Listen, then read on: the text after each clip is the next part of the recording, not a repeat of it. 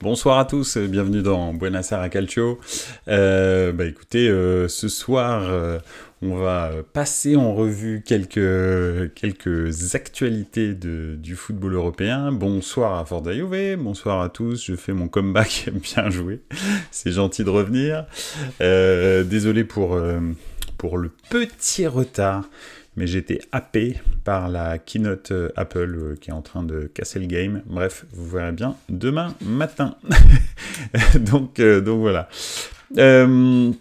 Écoutez, ce soir, je vous propose en 30 minutes ou un peu plus, on verra bien, de faire un petit peu le bilan de la Serie A et de la Liga, vu que ça s'est terminé ce week-end. De revenir un petit peu sur l'adieu à Ibra Cadabra, qui a dit au revoir au football hier soir. Et enfin, les au revoir, pas les adieux, de Benzema, de Ramos, de Messi, probablement de Modric, etc., que l'Arabie Saoudite est en train de recruter à tour de bras avec des contrats faramineux. Après Cristiano Ronaldo, le premier c'est Benzema, a vraiment succombé aux sirènes de l'Arabie Saoudite. Donc voilà, on va un petit peu voir ce qui se passe là-bas et quelles sont les stratégies de l'Arabie Saoudite. Si ça vous dit, voilà. Écoutez, on va commencer par le clap de fin en Serie A et en Liga. Tiens, un petit commentaire. Arabie Saoudite, deuxième championnat derrière la première ligue. Ouais, on en est encore un petit peu loin. La dernière fois que j'ai regardé un match en Arabie Saoudite, là vraiment, je me suis dit que quand même, on en était quand même très très loin. D'ailleurs, ça se voit, hein, les prestations de Ronaldo, quand vous avez des joueurs qui sont nuls autour de vous, ça donne pas grand-chose. Hein. Donc voilà, bon bref. Oui, alors donc la Serie A pris fin hier soir et la Liga, ainsi que la Liga, il y avait peu de suspense.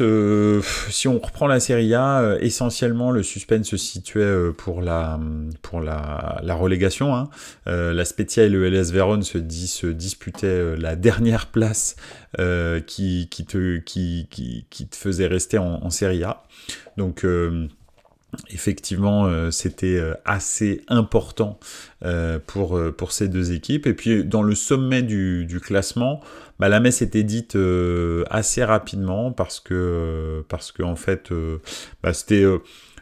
ça se jouait entre l'Inter, le Milan et la Lazio, c'est-à-dire que si effectivement l'Inter perdait et que Milan gagnait, il pouvait passer troisième. Si l'Inter gagnait et que la Lazio perdait, il pouvait passer deuxième. Et si tout le monde gagnait, c'était réglé, ça restait comme ça, deuxième, troisième, quatrième, Lazio, Inter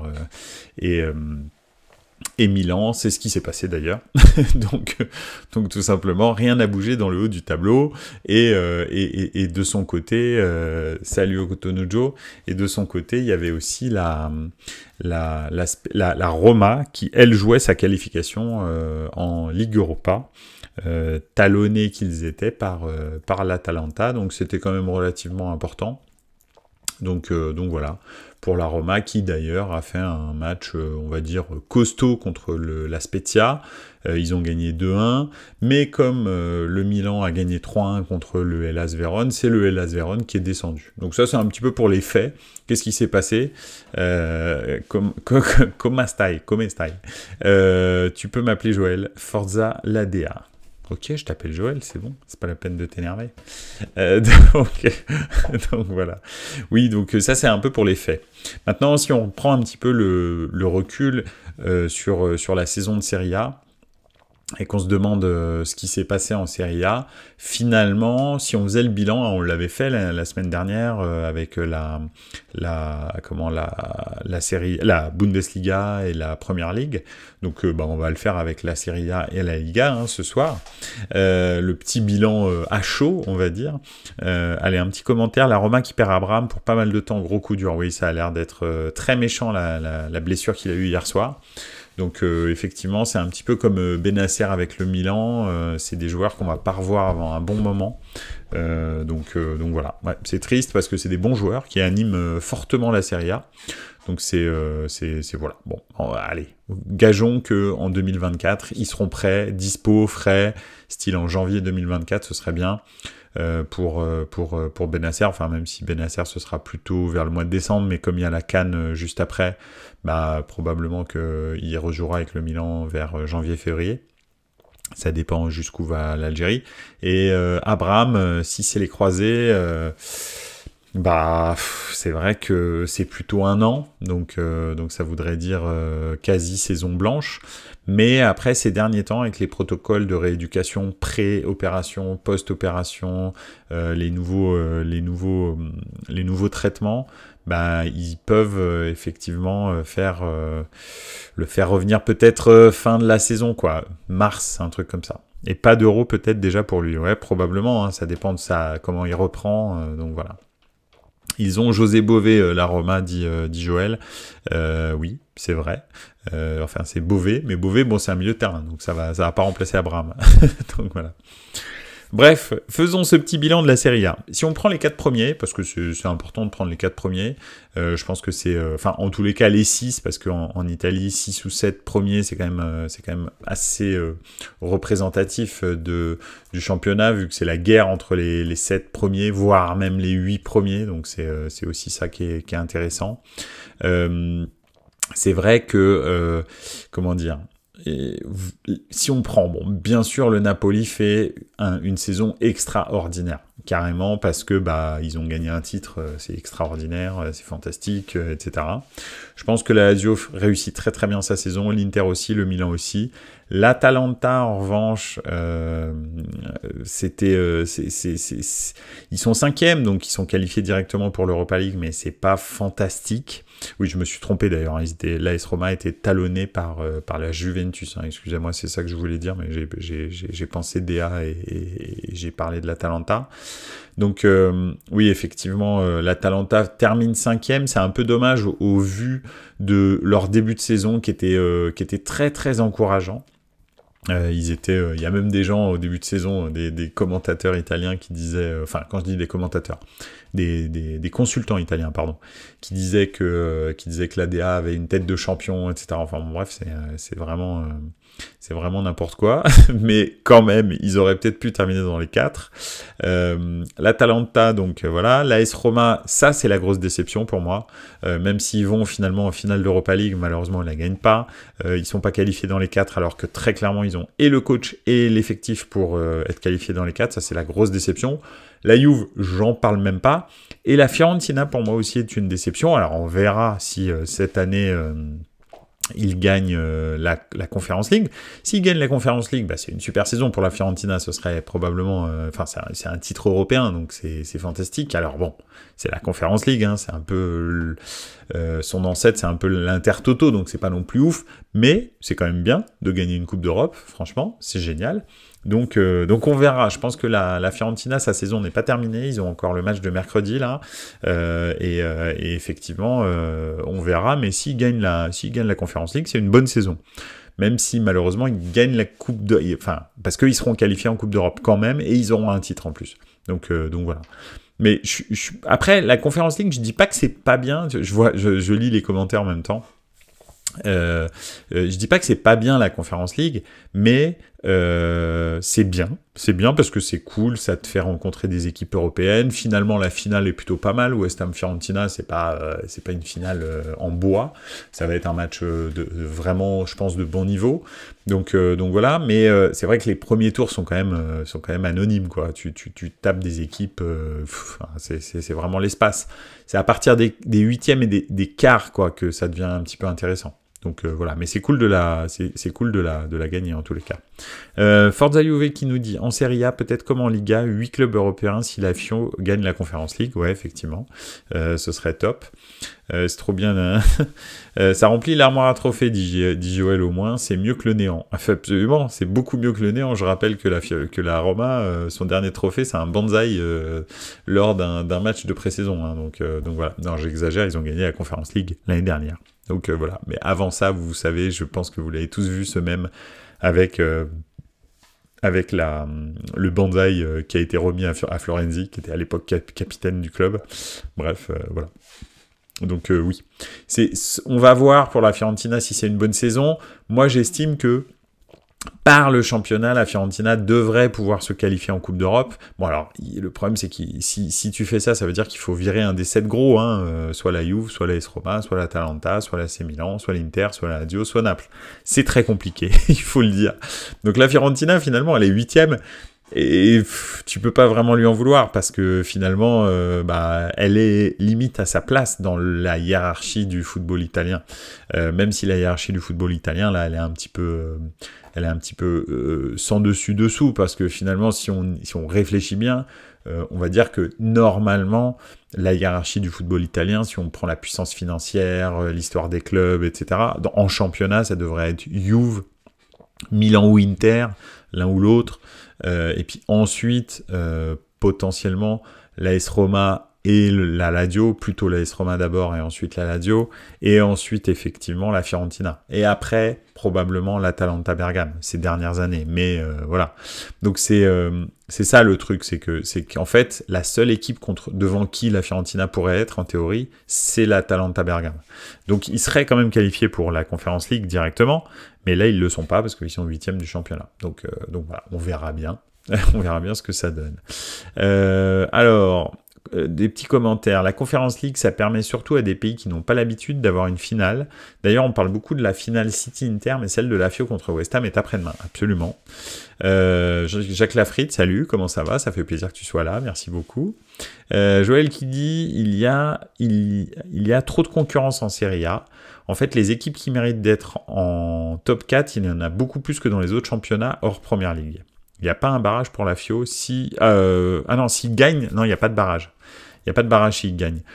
Ceux qui ont un barrage, ça va être l'AS Roma, qui eux ont un barrage pour accéder à la Conference League. Donc voilà, mais le vainqueur de la coupe et le 5e sont qualifiés directement. Le 6e a un barrage pour accéder à la Conference League, à l'Europa League, et le 7e, donc en l'occurrence la Juve, ira directement en Conference League, il me semble. Donc voilà. Ah oui, non, oui, c'est ça. Oui, il me semble que c'est ça. Et après, la Fio, si elle est qualifiée directement. C'est comme le FC Séville, en ayant gagné la Ligue Europa, elle est qualifiée directement pour les phases de poule de Ligue des Champions. Donc voilà. Et la Fio sera qualifiée directement pour les phases de poule de l'Europa League, si jamais il gagne. Donc voilà. Oui, au moins quand même, t'es vainqueur d'une coupe européenne, faut pas déconner. Si derrière tu dois te taper le Slovène Librak pour te qualifier, c'est relou, quoi. Donc bon, ça va, t'es un club italien, tu peux les taper, mais si t'es un club français, tu te fais sortir par le Slovène Librak, donc c'est important de ne pas avoir à rencontrer ce genre d'équipe. Donc voilà, je rigole, bien sûr, petite blague pour le football français, quoique, je ne sais pas si c'est une blague. Forza Juve, oui, on va direct en Conference League avec Aston Villa et Osasuna, ouais, absolument, tout à fait. Avec Aston Villa, Lille et Osasuna, pardon. Désolé, j'avais pas vu Lille. C'est Villa, Lille. Hop, j'avais pas vu le mot.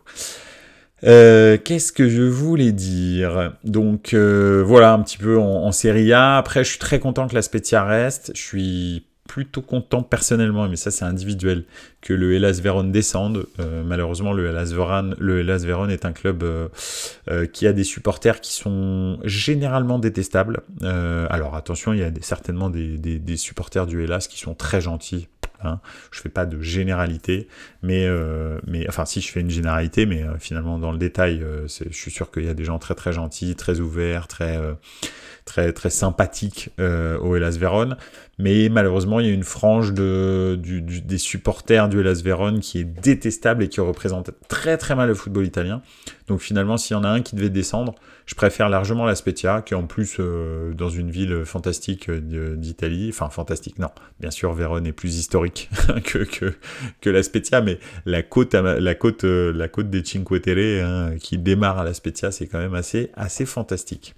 Joël qui dit, il a pas bonne réputation, mais dans tous les clubs, il y a des hurluberlus. C'est vrai, mais là, on dirait qu'il y en a quand même plus que d'habitude. Donc, faut quand même se le dire. Le Hellas Vérone a toujours été un club un petit peu bizarre, avec des opinions politiques très bizarres, de la part de ses supporters, attention. Donc voilà. Je parle pas du club. Le match aura lieu dimanche. Le match de quoi? Ah non, pardon. Non, tu as loupé un épisode, je crois. Égalité entre Spezia et Hellas Vérone égale match sur terrain neutre, nouvelle règle depuis cette année. Ah bah alors oui, effectivement, je suis absolument pas du tout au courant. Mais qu'est-ce que c'est que ça? un chouïa plus, mais la Lazio aussi, c'est pas mieux. Oui, ça c'est clair, mais malheureusement, ils jouent pas la relégation à la Lazio. Enfin, bon, malheureusement, non, je suis content pour eux, c'est une belle équipe, mais c'est vrai que leurs supporters aussi sont un peu débiles. Alors, là, on mélange plusieurs choses. Donc, apparemment, étant donné qu'il y a égalité entre la Spezia et le Hellas Vérone, ça voudrait dire qu'il y a un match sur terrain neutre. Le match aura lieu dimanche. Ah bah je savais pas. Bah écoute, super, trop bien, génial. Ça veut dire qu'on aura un espèce de super barrage en Serie A, donc c'est génial. Bah écoute, tu vois, je savais pas quoi faire dimanche. Et bah ça y est, j'ai trouvé. Trop bien. Cela aurait été le cas si les deux premiers auraient eu le même nombre de points. Ah ouais. Ah ok, d'accord. Ah oui, c'est vrai, pour les deux premiers, c'est vrai que j'avais entendu ça, c'est-à-dire que c'est plus pour un petit peu... Alors c'est vrai que d'habitude, c'est le goal average particulier suivi du goal average général, etc. en Serie A, mais c'est vrai que pour le titre ou pour la descente, c'est vrai, mais alors j'avais complètement oublié la descente. L'année dernière, pour le titre, effectivement, il disait que si jamais il y avait égalité, il y avait un match, d'appoint. Tout à fait, c'est vrai. Eh ben écoute, merci beaucoup Forza Juve, hein, ça m'a évité de sortir des saucisses, des merguez, hein, dirais-je, hein, ça c'est petit clin d'œil à Jacques Lafritte, de Radio Merguez & Co.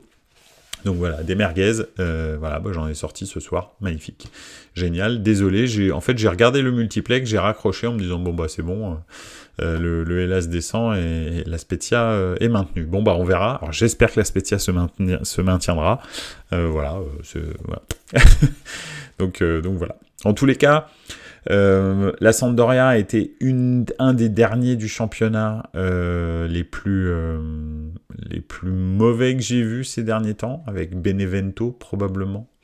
La Samp a vraiment fait une saison mais catastrophique. Donc voilà, d'ailleurs, voilà, c'est dommage, hein, parce que c'est un monument. Ça a été aussi d'ailleurs le dernier match de Quagliarella. Donc après une carrière fantastique lui aussi. C'est dommage que ça se termine sur une descente pour lui, mais bon, écoutez, il a marqué son premier but contre Milan, premier but de la saison. C'était important parce que il a marqué dans toutes les saisons dans lesquelles il a joué en Serie A dans sa carrière. Donc c'était bien qu'il termine la dernière aussi en marquant, et en l'occurrence il l'a fait contre Milan dans un match qu'ils ont perdu 5-1 je crois. Ils ont pris des rousses dans tous les sens, la Samp cette année, c'était catastrophique.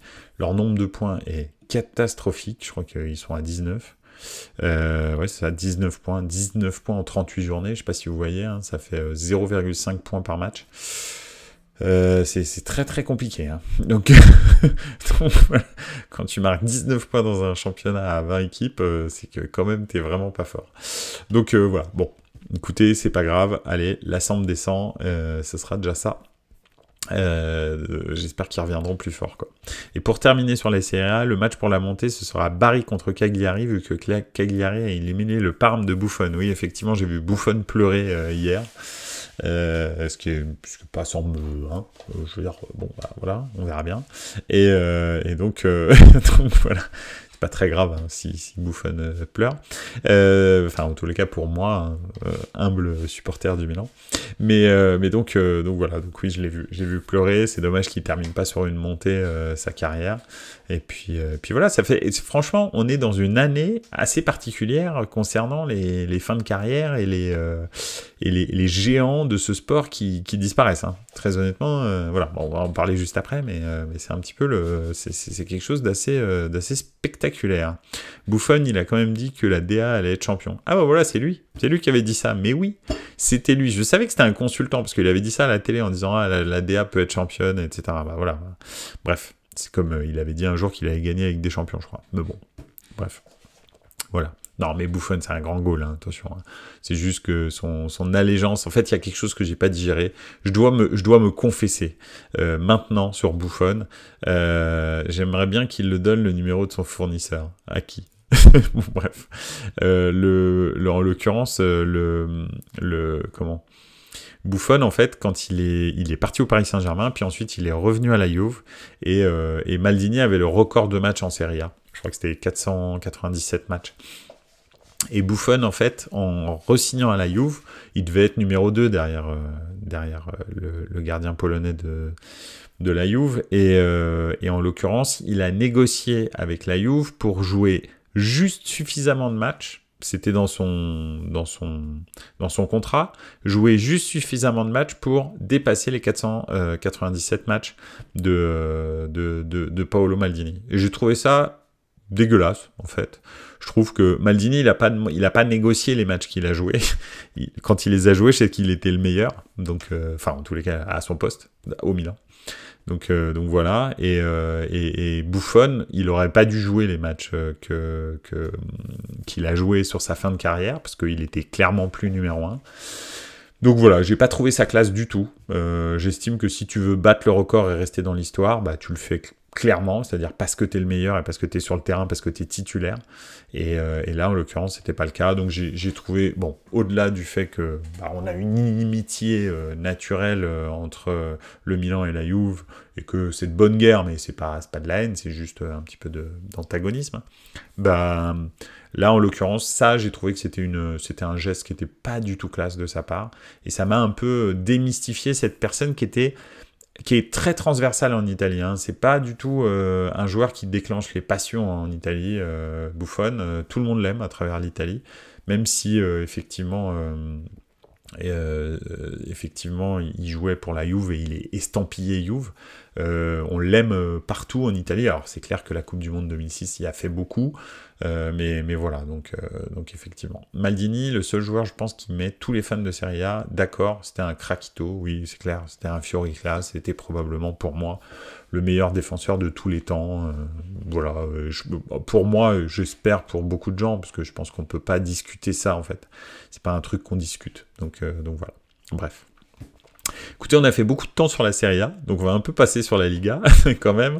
Il y avait effectivement aussi pareil une lutte pour le titre, enfin pour la descente essentiellement, hein, parce que donc en tête du championnat, finalement ça s'est un petit peu tassé, quoi. Hein. Le Real est resté deuxième, l'Atlético Madrid est resté troisième, la Real Sociedad est resté quatrième. De toute façon, la Real Sociedad ne pouvait pas être rejointe, mais effectivement, entre la deuxième et la troisième place, il y avait un petit peu une lutte madrilène, pardon, pas madridiste, parce que les madridistes sont les fans du Real, une lutte madrilène pour avoir la deuxième place, et c'est quelques millions que ça rapporte en plus, et puis aussi le prestige, hein. C'est sûr que l'Atlético, quand ils terminent devant le Real, ça leur arrive pas souvent, donc voilà, ils ont terminé à 77 points, et le Real à 78, donc voilà, d'ailleurs le match du Real s'est terminé gentiment par un match nul et un but de Benzema sur penalty. Donc voilà, le dernier match de Benzema après 14 ans au Real, on va en parler un petit peu après, mais effectivement c'est... alors, allez, la Liga, oui, vas-y, je te le fais Joël, voilà. La Liga, merci Almeria, on est débarrassé de Luis Suarez, de Wish, et en plus on prend de l'argent, et ouais, absolument, c'est ça l'histoire. Effectivement, c'est vrai que c'était un peu le deal, il fallait que Almeria reste en Liga pour que Luis Suarez reste à Almeria et soit transféré définitivement de l'OM, depuis l'OM. Donc c'est bien, effectivement. Et puis c'était très très serré, hein, le dernier match là entre Almeria les derniers matchs entre Almeria et Valladolid, c'était vraiment très très serré jusqu'à la fin. Valence qui se sauve avec 2 points au-dessus de la relégation, donc c'est quand même pitoyable pour un club de cette envergure. Et puis voilà. Bon, en tous les cas, c'est vrai que ce championnat d'Espagne a été nivelé par le bas. Ça, c'est le bilan que je peux en tirer. Très clairement, s'il y a quelqu'un qui me dit autre chose, je le taxerai de pas objectif. Réellement, c'est toujours R9 là-bas à Valladolid. Non, c'est pas Valladolid, c'est le Rayo Vallecano, le club de R9. Valladolid, c'est pas R9. Enfin, il me semble. Le club de Ronaldo, c'est le Rayo normalement. Club de Ronaldo Nazario. Je tape en direct, hein, on va regarder. Tac. Ronaldo. Est-ce que le club... Hop là. Effectivement... Ah non, Real Valladolid. Alors attends, t'as peut-être raison. Je me trompe. Je me suis peut-être trompé. Rayo Vallecano. On va regarder tout de suite. Le club de Ronaldo.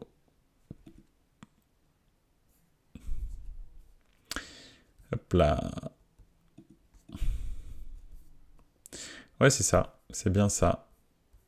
Getafe, le Rayo Vallecano, donc aimerait signer au Real Valladolid. Et ouais, non, t'as tout à fait raison, c'est Valladolid. Alors désolé hein, pour les gens qui seront en podcast, ce sera un petit peu bizarre comme discussion, mais effectivement j'étais persuadé que c'était le Rayo Vallecano qui était le club de R9. Eh bien non, c'est Valladolid. Malheureusement, Valladolid descend en série B.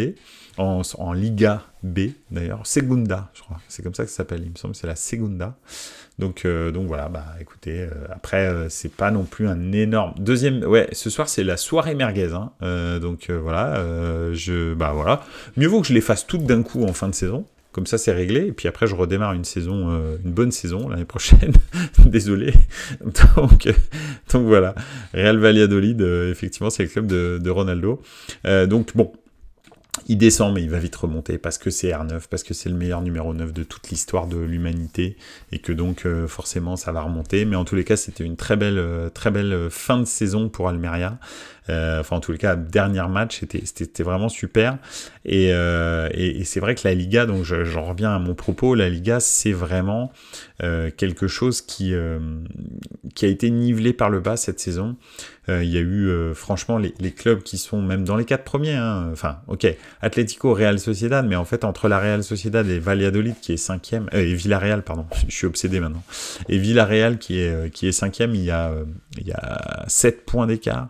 Ensuite, il y a un trou encore avec 4 points d'écart. Ensuite, il y a un énorme trou avec 7 points d'écart. Et là, à partir d'Osasuna, en fait, c'est-à-dire 7e, en fait, ils sont complètement décrochés. Et c'est ultra serré, mais c'est ultra serré malheureusement à partir du ventre mou en fait. C'est vrai que c'est très compliqué entre le 7e 53 et le dernier, et on va dire l'avant-avant-dernier, le 16e, il y a 11 points d'écart. Donc c'est monstrueux. En gros, il y a un point d'écart entre chaque place. Donc c'est pas bon signe pour le championnat espagnol. Et en haut, je trouve que les équipes de tête leur niveau baisse. Hein. L'Atlético Madrid n'est plus du tout l'Atlético Madrid qu'on a pu voir dans les années 2010. Le Real, ils sont en plein changement de génération, hein, et Benzema va probablement accélérer ça. Quel numéro 9 vont-ils prendre ? Ça, on va voir ça tous ensemble pendant l'été, donc ça va être pas mal. Ça va être un feuilleton qui va nous porter tout l'été. A priori, ça devrait être Harry Kane, alors qu'il est plus jeune que Benzema, mais qui est pas non plus super jeune. Hein, il a 29 ans, donc on verra bien. Puis les Anglais à l'étranger, et en Serie A, en Liga en particulier, souvent ça marche pas très bien. Mais bon, on verra bien. Je pense que le dernier Anglais vraiment star qui a été recruté par le Real, je parle d'anglais, hein, je parle pas de gallois, c'est effectivement Michael Owen. Ça a vraiment pas été un succès. Une petite question pour vous. Vous prendrez qui pour remplacer Benzema ? Moi, direct Osimhen. Oui, je pense que je prendrais plus Osimhen que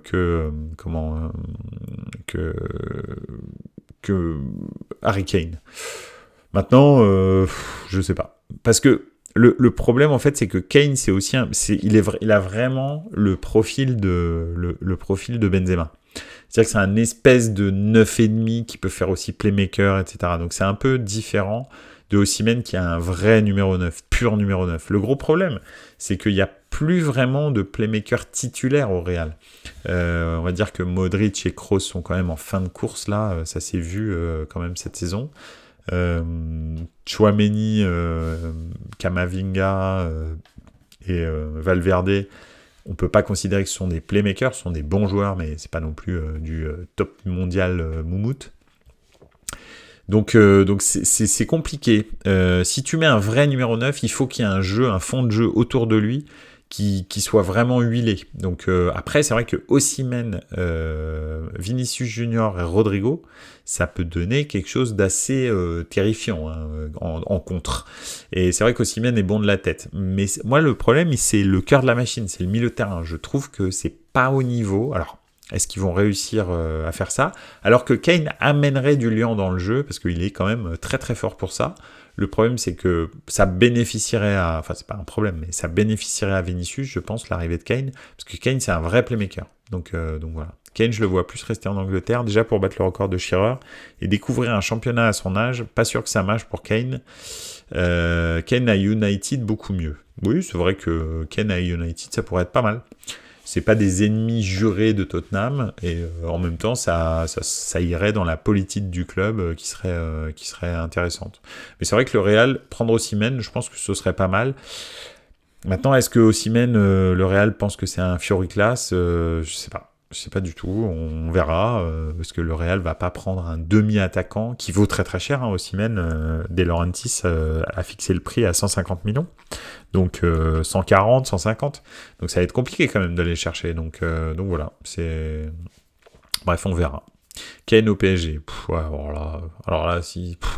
Bref, de toute façon, vous savez hein, maintenant, hein, je pense que tout le monde a compris que le PSG est un triangle des Bermudes, recréé dans la région parisienne, et que tout joueur, bon ou mauvais, devient inexistant à son contact. Donc voilà, peu importe qui ira là-bas, malheureusement, voilà. Sinon, il y a Vlahovic pour le Real. Ouais, mais Vlahovic... la Juve l'a payé combien, 75 millions il y a peu de temps. Donc ça va être compliqué de le revendre plus cher. Pourquoi? Parce que il a fait une année et demie qui sont pas bonnes. Enfin, honnêtement, hein, c'est pas au niveau de ce qu'il faisait à la Fio. Donc ils voudront pas perdre d'argent parce que la Juve, ils ont pas la Ligue des Champions, ils ont pas ceci, ils ont pas cela.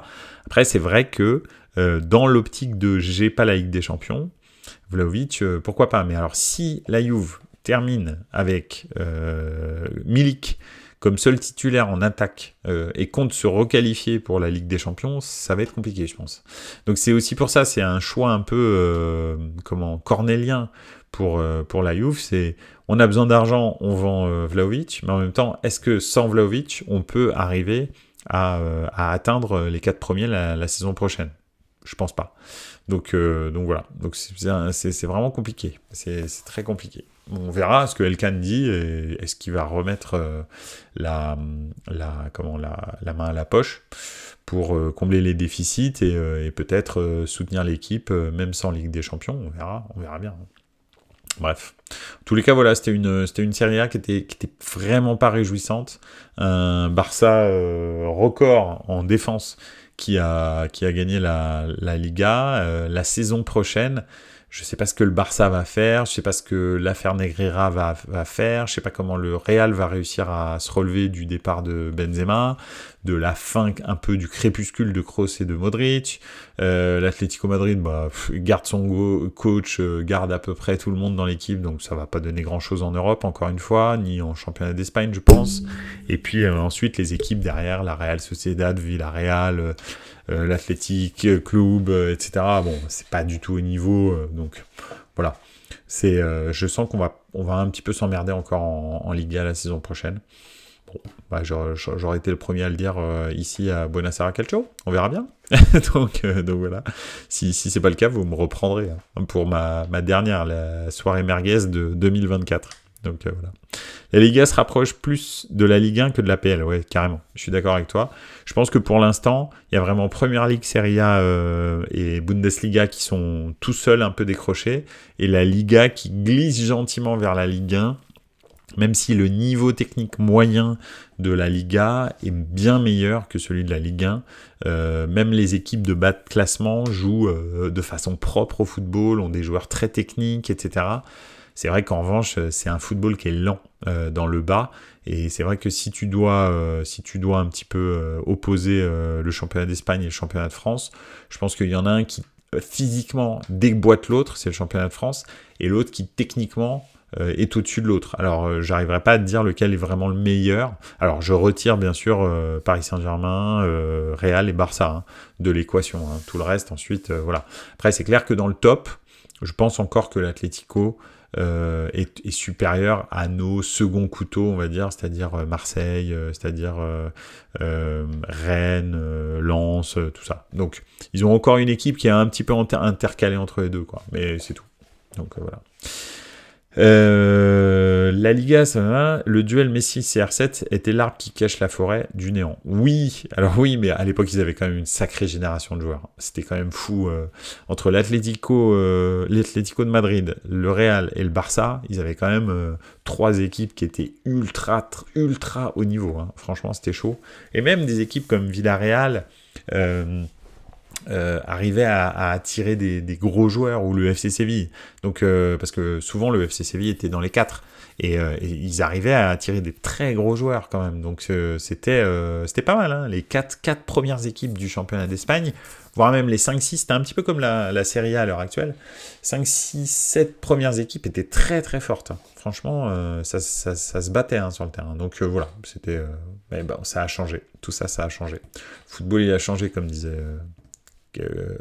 notre ami Mbappé. Donc voilà un petit peu le bilan des 2 championnats. Bon, alors on a fait très long, hein, c'est-à-dire que là, on aurait déjà dû terminer normalement, mais bon, c'est pas grave, on va faire rapidement l'adieu à Ibracadabra. Je sais pas si vous avez vu cette vidéo sur le site, enfin pas sur le site, mais sur le compte, soit Instagram, soit Twitter de l'AC Milan. Les adieux d'Ibra hier, ou peut-être vous les avez vus en direct.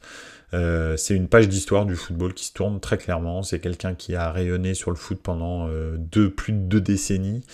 Enfin 2 décennies. Donc c'est vraiment monstrueux. Il a eu des résultats incroyables. C'est un leader incroyable qui n'a jamais été là effectivement dans les grands matchs de Ligue des Champions, dans les très grands matchs au très haut niveau, dans les grands championnats dans lesquels il a joué, c'est vrai, mais en revanche, quel professionnel, quel leader incroyable dans un vestiaire, avec les jeunes, etc. Ce qu'il a fait au Milan quand il est revenu, c'est vraiment extraordinaire. Et finalement, ce qu'il a fait ces 3 dernières saisons, au Milan, c'est pour moi, c'est ce qui l'a fait rentrer définitivement, et c'est à mes yeux, hein, attention, hein, mais c'est ce qui l'a fait rentrer dans mon cœur, on va dire. Parce que jusque-là, Zlatan, j'ai toujours reconnu son talent. Je me souviens encore de son premier match en Ligue des Champions, je l'ai vu, j'étais en train de regarder la télé en direct quand il est arrivé avec l'Ajax et qu'il fait des choses complètement dingues. Et sur les premières prises de balles, je le connaissais pas l'Ajax, hein, et sur les premières prises de balles, je me suis dit oula, lui. Et je me souviens encore de ce feeling. Et j'étais avec mon meilleur ami qui s'appelle Paul. Bref, et je me souviens lui avoir dit, lui, il est spécial. Lui, ça va être vraiment quelque chose de ouf. Je pense que Paul, il s'en souvient parce qu'on en avait parlé toute la soirée. On avait halluciné sur lui. Et on le connaissait pas en fait, Ibrahimovic. Il avait 19 ans à l'époque, c'était son premier match de Ligue des Champions, et il avait cassé le game complètement. Il prenait la balle, il avait des prises de balle, des accélérations, des contrôles alors qu'il faisait 2 mètres. Enfin, c'était un nouvel attaquant. On n'en avait pas des comme ça en fait, hein, des aussi techniques. Hein. On avait des monstres comme Adriano, mais on n'avait pas de. Et encore, Adriano est arrivé en même temps que Zlatan en fait, en vrai. Donc voilà. Mais voilà, Zlatan avait des performances incroyables, mais je trouvais que c'était un espèce de mercenaire. Et ce qu'il a fait avec le Milan, en revenant, en encadrant les jeunes, en les emmenant jusqu'au titre, mais cette fois-ci dans l'ombre et pas dans la lumière, parce qu'il n'était plus du tout titulaire, etc. C'est incroyable. Donc voilà. Un petit tour dans les commentaires. La punchline de Zlatan sur les sifflets du pur Zlatan, oui, effectivement, on me l'a montré tout à l'heure. C'était, il y avait les supporters du Hellas, hein, qui sont donc très classe. Bien entendu, sifflait Zlatan Ibrahimovic et il les a regardés avec le micro. Il leur a dit vous vivez le meilleur moment de votre saison ce soir à me regarder, alors profitez-en. C'est magnifique. donc voilà. Zlatan a joué avec les plus grands, effectivement. Il a jamais gagné la C1, c'est dommage. Ouais, en fait, il a raté la C1 d'une année à l'Inter, il a raté la C1 d'une année au Barça, et après il est arrivé au Milan, et puis après c'était le Paris Saint-Germain, Et là, c'était parti dans le vortex, quoi. Donc voilà. Il en a marqué des buts de dingue, Zlatan. Celui avec l'Ajax et les dribbles fous, absolument. C'est en mode... celui-là, c'était mode PlayStation. Le but en mode taekwondo avec le PSG, absolument. Et son but, bien sûr, le retourné de 45 mètres avec l'Angleterre, avec la Suède contre l'Angleterre, c'était fou. Non, c'est quelqu'un qui marquait des buts d'une autre dimension. Il était complètement dingue. Et voilà, je pense que c'est... Puis en plus, c'était un personnage. Il va nous manquer parce que le Zlatan, ce que j'ai vu hier pleurer, comme tout le monde d'ailleurs dans San Siro, et j'avoue que moi aussi j'ai été ému par cette séquence, ce Zlatan-là, c'est le vrai Zlatan. L'autre, c'est un personnage que Zlatan s'est créé parce que Zlatan vient d'un endroit très compliqué en Suède, d'un quartier très compliqué. Il vivait tout seul avec sa mère. Enfin bref, il a grandi vraiment dans la misère. Et il s'en est sorti à la force du poignet. Mais c'est quelqu'un de très sensible, etc. Mais en revanche, c'est vrai qu'il s'est construit un personnage pour réussir dans le milieu du football. Et en l'occurrence, voilà, il va nous manquer ce personnage. Donc voilà, donc c'est marrant. Zlatan, c'est United, Inter, Milan, Juve, PSG, Ajax, etc., etc. Et oui, c'est très, très, très chaud. Barça aussi, bien sûr. Il est hyper cool, je l'avais vu dans un reportage Canal avec Dacour, c'est assez émouvant. Ouais, c'est un mec vraiment cool, en fait. C'est pas du tout... mais c'est vrai que cette espèce de... Il s'est créé un personnage qui a un super ego et il en joue quoi et c'est marrant en fait finalement c'est très marrant. Alors des fois tu prends quand tu passes quand son personnage est sorti, des fois c'est l'arbitre à Bordeaux, des fois c'est la France, des fois c'est le pays carrément, des fois c'est les supporters du Hellas, etc. Mais c'est marrant quoi, c'est marrant parce que il laisse pas insensible et il dit des choses souvent que pas grand monde peut dire. Donc voilà, maintenant c'est vrai, il lui manque la C1, c'est triste. Après avec la Suède, je pense qu'il a jamais eu une génération qui était capable de gagner, donc il n'y a pas de regret avec la Suède. Mais c'est vrai, il a jamais été là un jour dans un très grand match et je me dis ah ouais là il a fait la prestation de sa carrière. Bah malheureusement je l'ai jamais eu celle-là. En revanche il a fait des prestations mais incroyable. Il a des stats qui sont incroyables. En gros, il y a Messi, Ronaldo, et juste derrière, il y a Zlatan, en fait. Dans toutes les stats, nombre de buts, nombre de passes décisives, etc., etc., palmarès, le nombre de championnats qu'il a gagné, mais c'est incroyable. C'est incroyable. À un moment donné, pendant 10 ou 12 ans d'affilée, il avait toujours gagné le championnat, dans tous les clubs où il était passé. C'était fou. Ce gars-là, c'est un game changer. Regardez ce qu'il a fait avec le Milan, c'est dingo. Regardez ce qu'il a fait avec United. Il gagne l'Europa League avec Mourinho et Zlatan, quoi. C'est assez fou. Il y aura un Zlatan inimitable, absolument. Du coup, légende pour vous, ça fait beaucoup débat sur Twitter et partout. Pour moi, légende directe. Oui, pour moi aussi, c'est une légende du football. Après, il fait pas partie du peut-être top 10 des meilleurs joueurs de l'histoire, bien entendu. Mais c'est une légende de par sa personnalité, des gestes techniques qu'il inventait, etc. Il a fait des choses que plus personne ne fera dans le football. Plus personne. Il avait mixé les arts martiaux et le foot à un tel niveau qu'en fait, ça donnait des gestes qu'il n'y a que Zlatan qui était capable de faire. Donc voilà. Merci Zlatan, c'était génial. Et voilà, et c'est la fin d'une ère qui se termine avec Cristiano Ronaldo qui part en Arabie Saoudite, Messi qui part en Arabie Saoudite et Zlatan qui prend sa retraite. C'est terminé. Tout ça, c'est fini cette partie. C'est la deuxième fois que je vois une ère s'éteindre dans le foot, personnellement. J'ai 45 ans et j'en ai vu une première s'éteindre, celle des années 90-2000, avec toutes les légendes des années 90 et des années 2000 qui se sont éteintes à la fin des années 2000. Et là, je viens de voir une nouvelle ère qui vient de se terminer, celle des années 2010 et 2020, enfin mi-2010 et 2020. Et donc voilà, ça fait 2 fois que je vois une ère s'éteindre. Très honnêtement, c'est bizarre. J'ai hâte de voir la nouvelle. La nouvelle, c'est Mbappé, Haaland, etc. Donc voilà, on va voir ce que ça va nous donner. Donc voilà. Il avait une gueule aussi, j'aurais pas aimé défendre sur lui, ça c'est vrai. Zidane, Figo, Raoul, etc. Pareil pour moi. Oui, c'est ça, voilà, c'est de ce niveau-là. C'est pas les meilleurs joueurs de tous les temps, mais c'est des très très grands joueurs. Même si Zidane, je le mets quand même au-dessus des autres. Parce que lui, il était là dans les grands matchs, pas seulement en Coupe du Monde, mais il était là dans les grands matchs quasi tout le temps. Donc voilà. C'est Emilio Martinez, ouais, c'est ça, Joël. Bref, adieu Ibracadabra et merci pour tout. Surtout merci en tant que supporter du Milan, mais pas que en tant que supporter de foot. Voilà, merci. Merci pour la soirée d'hier soir aussi, parce que c'était très émouvant. Merci beaucoup. Au revoir, grandi jugador, voilà, dirait Paganelli. Au revoir Benzema. Petit hors-sujet, la dinguerie en Belgique ce week-end. Oui, le but d'Alderweireld, le missile qui met dans la lucarne, qui donne le titre à Antwerp, c'est ça, hein, c'est dingo.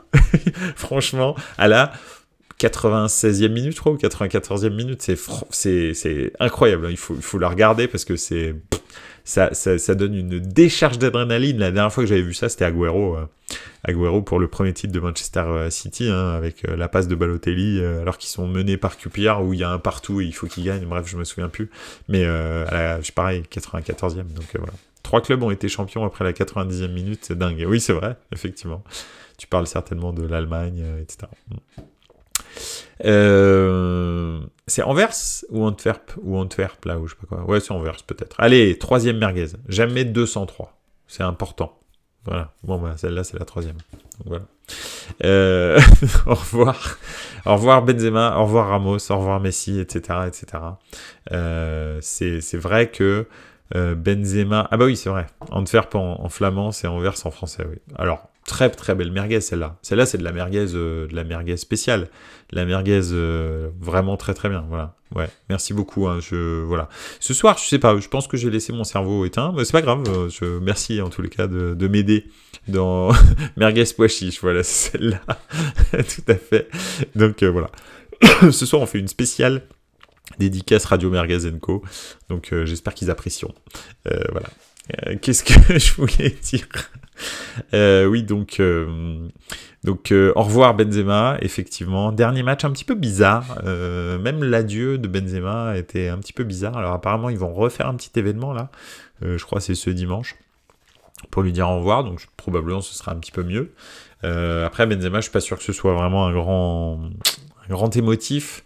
Donc je sais pas ce qu'il va donner au Real pour ses adieux. Maintenant, bon, 200 millions d'euros par an, quoi. Qu'est-ce que tu veux dire quand tu t'appelles Benzema et que tu as gagné des gros salaires, hein, mais que finalement tu as été dans l'ombre de Ronaldo et de Messi toute ta carrière, enfin en tous les cas de Ronaldo au Real, que ces derniers temps tu as un gros salaire, mais c'est vraiment à la fin. Bon, bah, on te propose 200 millions par saison. Tu te dis que de toute façon, tu vas pas faire 150 ans au Real. Hein, il a déjà un âge avancé. Bon, bah voilà, il est parti. La nouvelle, je l'ai appris sur Twitch lors d'un live F2. Un gars nous a balancé l'info dans le chat. Benzema quitte le Real. Du coup, la F2, on n'en avait plus rien à foutre. Oui, je fais bien le croire. Donc voilà. Donc effectivement, un match bizarre. Il marque. Mais même le Bernabéu est pas... Alors, le Bernabéu a tellement l'habitude d'avoir des stars, des légendes... Je veux dire, Benzema, c'est un des bons joueurs parmi tant d'autres au Real. Faut pas rêver, c'est pas le plus grand, loin de là. Même s'il a fait une super carrière au Real, très très longue. C'est certainement le Français qui a le plus marqué le Real, quoique, est-ce qu'on peut discuter avec Zidane, c'est possible. En revanche, c'est clair qu'ils ont eu, ils ont eu Di Stefano, Raoul, Ronaldo, Zidane, etc., etc. Et j'en oublie, j'en oublie tellement, Butragueño, etc. Donc, c'est clair que Puskás, Rento, etc. Donc, le Real, c'est pas... Benzema, à l'échelle du Real, c'est beau parce que c'est beaucoup de titres, c'est une super longévité, mais des légendes, ils en ont eu 150 millions, donc oui, Benzema s'en va. Voilà, bah, next. Quelle est la prochaine, en fait? En gros, c'est ça, un petit peu. Ils attendent Mbappé, ou ils attendent Haaland, ou ils attendent je sais pas trop qui encore. La nouvelle petite pépite qui va révolutionner le foot, on verra. Voilà. Dans les commentaires, Benzema, Thierry Henry, Ribéry, 3 légendes où ils ont joué, mais pas en France, à signaler. Oui, effectivement. J'aurais adoré voir Zlatan au Real. Ouais. Je pense pas que ça aille avec l'image du Real, Zlatan. Tu sais, le Real, ils aiment tout contrôler. Ta communication, ton image. Par exemple, c'est eux qui annoncent les retraites des joueurs, etc. Il y a pas de... C'est pas le club, c'est pas le joueur qui Et Zlatan, il est trop grand pour le Real, comme il était trop grand pour le Barça, en fait. Enfin, sa gueule était trop grande, attention, hein. Son ego était trop grand. Donc voilà, des clubs... Après, il n'y a que Milan qui a réussi à le canaliser finalement, Zlatan. Enfin, les clubs italiens, les 3 grands clubs italiens, l'Inter, et encore l'Inter pas vraiment, mais la Juve et en tous les cas le Milan, ça a réussi à le canaliser. Le poids de l'institution a réussi à canaliser Zlatan. Mais c'est les 2 clubs, hein. Après, l'Inter, il ouvrait sa gueule en permanence. Le Paris Saint-Germain, j'en parle pas.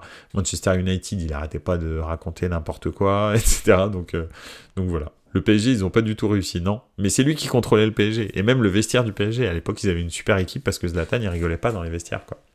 Donc voilà. Enfin, bref. En tous les cas, voilà, Benzema, une carrière incroyable au Real. Ça, y a pas... Voilà, hein, c'est incroyable. Il prend 200 millions d'euros par saison. Bon, voilà.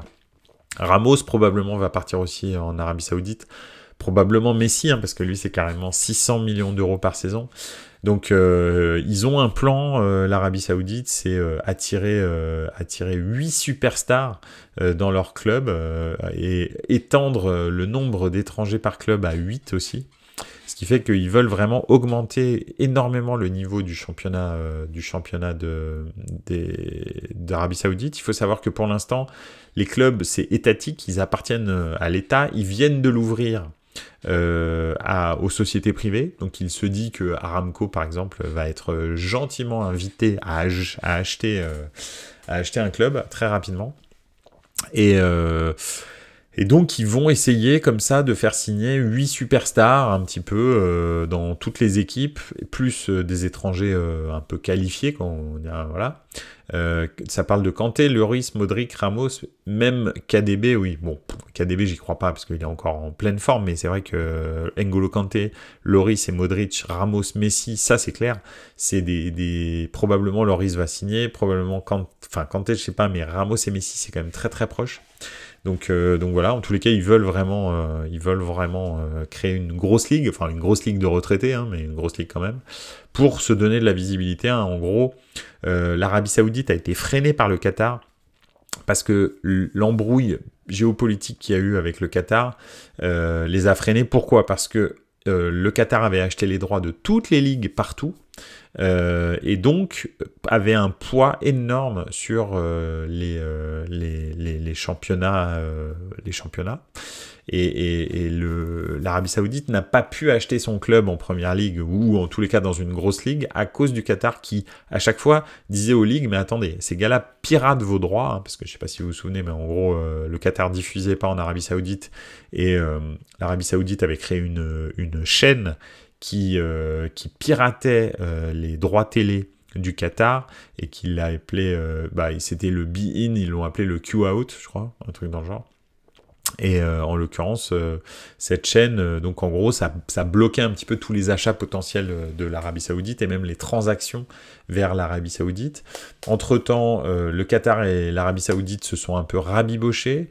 Le blocus contre le Qatar a été levé de la part de l'Arabie Saoudite. Bref, voilà. Et ça s'est un peu détendu, et ce qui fait qu'ils ont pu acheter Newcastle et puis lancer leur programme de sport washing de leur image et puis pour le tourisme dans le pays. Donc voilà, donc c'est effectivement ils commencent leur projet, on va dire, alors que le Qatar il a déjà 10, 15, 20 ans d'avance, en tous les cas 15 ans d'avance. Donc voilà, effectivement, ils voudraient, comme disait Forza Juve, la Coupe du Monde en 2030, mais probablement ça va être compliqué, ce sera peut-être plutôt 2034 ou 2038. Parce que justement ça prend du temps à mettre en place. Voilà. Tu penses qu'ils vont acheter Marseille? Oui, ça c'est le serpent de mer avec Zidane coach. Écoute, je te le souhaite, hein, Forza Juve, mais j'y crois pas. Donc voilà. En termes d'image, Marseille c'est compliqué à canaliser aussi, hein, comme club, hein. Donc voilà. Mais bon, on verra. Enfin voilà, en tous les cas, ils vont tous dire au revoir, leur carrière va s'arrêter, sportive, c'est fini, il y aura plus rien pour Benzema, Ramos, Messi, Modric, Lloris, Cristiano Ronaldo, etc. Quand on voit le niveau de jeu de Cristiano Ronaldo en Arabie Saoudite, ça fait flipper. En même temps, à son âge, tu fais plus de différence en 1 contre 1, et si les joueurs qui sont autour de toi sont nuls, bah en fait, tu fais rien, tu vas nulle part, en fait, c'est simple, il se passe rien. Donc voilà, parce que les autres en face, ils sont nuls, mais ils courent au moins, parce qu'ils sont plus jeunes que toi. Donc tu fais plus de différence physique, et puis t'as pas les bonnes passes que tu pouvais avoir quand t'avais des bons joueurs autour de toi, bon bah donc là c'est réglé, hein, tu fais plus rien. Donc voilà, on verra bien, on verra ce que Benzema donne là-bas. Je pense que Benzema a encore la forme, lui, donc je pense qu'il va faire une bonne saison, mais bon, ça va faire comme la Chine, l'Arabie Saoudite, je pense. Oui et non, je sais pas. J'ai l'impression quand même qu'ils sont plus structurés, c'est plus petit, c'est plus encadré, c'est vraiment, c'est l'État qui décide, c'est l'État qui finance. Donc c'est pas des investisseurs privés comme ça, et puis tout d'un coup la crise financière change de truc. Alors après, il peut y avoir une crise pétrolière qui peut venir bouleverser tout ça, hein, parce que bien sûr leur économie repose à, je sais pas, 80%, 85% sur le pétrole. Le reste, ça doit être le tourisme avec la Mecque, mais enfin entre autres les lieux saints, quoi, on va dire. Mais c'est vrai que voilà, j'ai l'impression que c'est un petit peu plus structuré, même si dernièrement il y a eu des réunions des réunions de l'OPEP parce que le prix du pétrole commence à baisser. L'Arabie Saoudite a demandé à réduire le nombre de barils produits par jour pour faire monter le prix du pétrole. Donc ça veut donc dire qu'ils ont peut-être un petit manque à gagner au niveau du pétrole. Donc voilà, on verra bien, quoi. Pour moi, Benzema, j'aurais bien aimé le voir finir à Lyon, mais oui, mais enfin, en fait, le truc, c'est tout à fait ça. Benzema, ce serait bien qu'il soit à Lyon, Cristiano Ronaldo qui soit au Sporting Club du Portugal, Messi qui revienne soit au Barça, soit qu'il aille enfin jouer en Argentine, c'est-à-dire à Rosario. Bon, même si je peux comprendre que c'est compliqué, je pense qu'il n'arriverait même pas à ouvrir un rideau sans qu'il y ait une émeute, donc c'est un peu complexe. Mais en tous les cas, au Barça, etc. Parce que je pense que quand tu as déjà 1 milliard en banque comme Ronaldo et Messi, pas besoin d'en avoir 2 ou 3, quoi, en fait. Enfin, je sais pas, mais bref. Je sais pas combien de vies il leur faudrait pour dépenser 2 milliards, mais voilà. En tous les cas, voilà, quoi. Donc, voilà. Kanté à Caen, absolument. Plus personne ne revient dans son club d'origine. Modric au Zagreb, CR7 au Sporting, Zlatan à Molde, etc., etc. Ramos à Séville, effectivement. Ce serait bien. Ça aurait été cool, effectivement, ça aurait été beau, mais c'est pas comme ça que ça s'est passé, malheureusement. C'est des gens qui en veulent toujours plus, et voilà, quoi. Bah, ils vont prendre un sacré paquet d'argent en Arabie Saoudite. On verra ce que ça va donner, mais j'ai bien l'impression que ça annonce malheureusement des fins de règne un petit peu glauques pour tous ces joueurs là qui vont partir là-bas. On verra bien, on verra bien. Voilà, écoutez, édition un petit peu spéciale de Buonasera Calcio, hein, près d'1 heure, 50 minutes en tous les cas.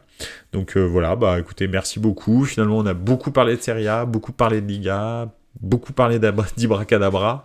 Et puis on a terminé sur l'Arabie Saoudite et leur stratégie à moyen terme. On y reviendra hein, de toute façon sur l'Arabie Saoudite. Hein, faut pas rêver, ça va devenir un acteur majeur probablement de nos joueurs en fin de vie. Donc on va devoir en reparler.